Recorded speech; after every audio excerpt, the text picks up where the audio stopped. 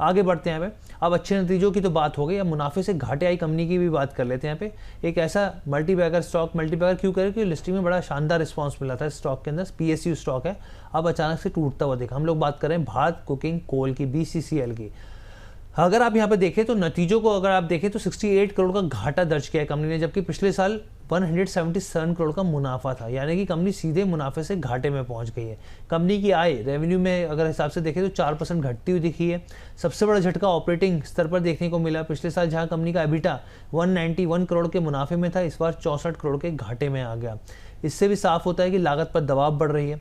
अब बात अगर आप बिजनेस की करें तो कंपनी का ऑफटेक यानी जो बिक्री है, जो सेल्स है, वो घट गई है, यानी कि कोयले की मांग और सेल्स दोनों की तरफ से कमजोरी देखने को यहाँ पर मिल रही है। हालांकि एक पॉजिटिव बात जरूर है कि जो प्रति टन कोयले पर जो कीमत है वो बेहतर मिलती हुई दिख रही है, लेकिन लागत और जो बिक्री है वो कमजोरी साफ तौर पर दिख रही है यहाँ पर। अब यहाँ पर आप एक चीज़ और समझ लीजिए, क्योंकि हम लोग सब जानते हैं कि जनवरी 2026 में कंपनी जो थी 23 रुपये के आईपीओ प्राइस के आसपास आई थी, और लिस्टिंग जो हुई थी वो 96% प्रीमियम 45 रुपीज़ के आसपास हुई थी। बहुत सारे निवेशक प्रॉफिट बुकिंग भी कर चुके हैं, तो उसका इम्पैक्ट भी साफ तौर पर देखने को मिल रहा है।